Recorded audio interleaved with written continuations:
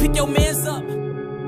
Just because people used to come through shooting us every day. And this block, words can't even explain. Can't even explain. Yeah, man. What's Smoke Valley on fire? Young Money? Young Money, man. They in the building. 600 boy, LA, man. LA Capone, man. Get it to him, man. Those two boys, man. Mine's on number 9, man. Number 9, the shooter. You hear me?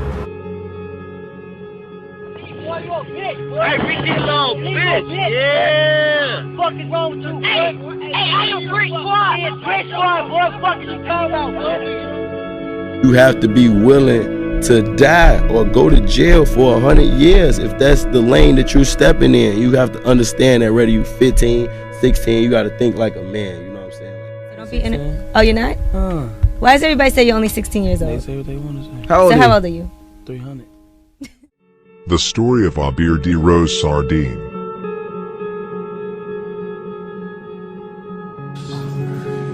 Yeah, bitch. Yeah, little bitch. Fuck Zico. Fuck both of the Jardels. Fuck them too.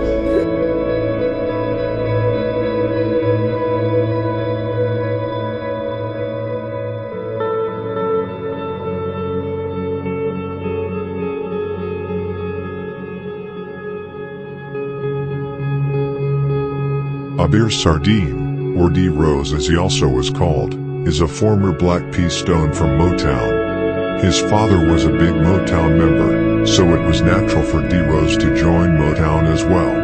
Unfortunately, D. Rose's father died sometime before 2009.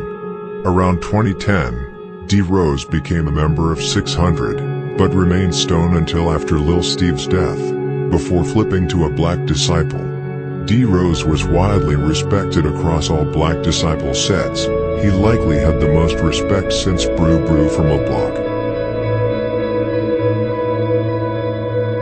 Once Chief Keef took off and started shouting out D. Rose in his songs, many fans assumed he was behind several murders and shootings. But the rumors didn't come from just nothing. D. Rose began drilling after the death of Baldy from 600. D. Rose actually got his name from either Baldy, D-Thang or Lil Boo. The actual one is unclear. D. Rose was one of the first young 600 member to pick up a gun. D. Rose was affiliated with a lot of sets, basically the majority of the BD sets. He is an official 600 member, but he also claimed other blocks. He would often claim Motown where he originally was from, but he also claimed sets like THF 46, TYMB, O Block, Front Street, Lamron and THF 44. When THF 46 and TYMB started beefing, D. Rose remained loyal to both sets. He didn't switch or pick sides. D. Rose's street cred and reputation grew larger and larger once he began to do more in the streets. He was the most active member in 600 together with C-Day. As D. Rose became more active in the street and his reputation grew, he got into a lot of trouble with the law. It also didn't help that artists like Rondo No. 9 and Chief Keef referred him as a shooter in many songs. CPD was on this tail daily. D. Rose was known for sliding with all the sets he was cool with. For example, he rode with TYMB to do hits on Chris World and Drill City. He also rode with THF 44 to shoot up Princeton Mob, and was involved in the war between Motown and 50 Strong. Around 2011, Poo Poo from SMG rode with D. Rose several times and learned him how to do hits.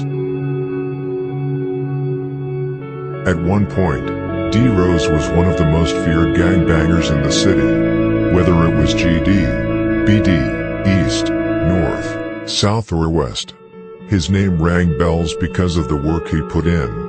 Rose's face was enough to scare people. Back in 2012, when Taekwon World just claimed Jaro, them just seeing him slide through was enough to make them run. D. Rose had no mercy. At one point, Motown had a problem on their hands with some guys from No Love City, a guy named Peanut, and his cousin Lil Doc. They called D. Rose, and he got in traffic with Kokilla, Maintain, 50 Shot Mall, Dega, and G Muma. they spotted Lil Doc. D-Rose upped his gun and shot him to death.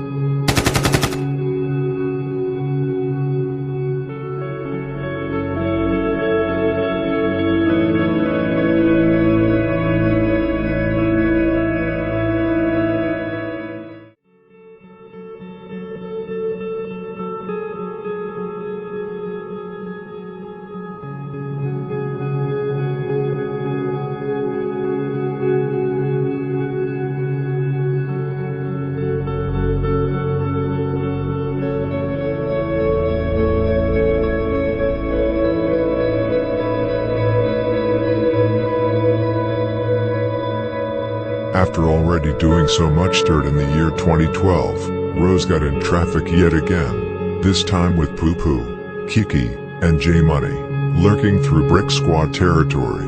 They finally spotted Lil Jojo, who the BDs were looking for hard.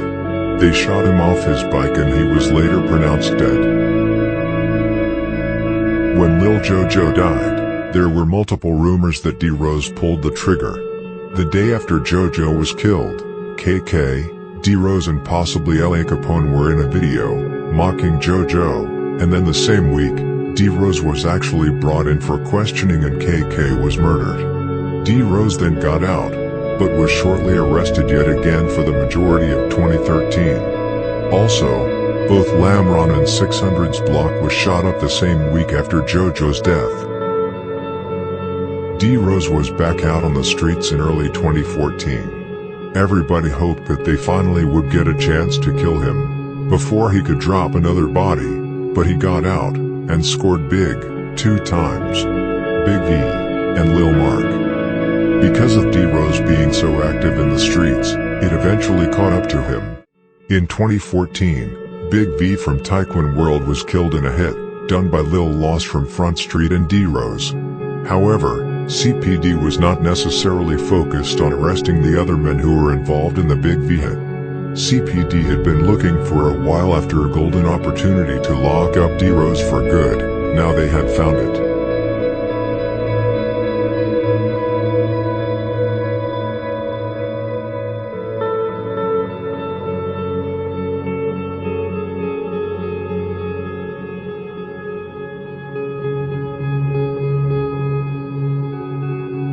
All it took was for one person to bring his name up, and CPD jumped on it immediately, because of the fact that they missed on booking him for killing Lil Mark.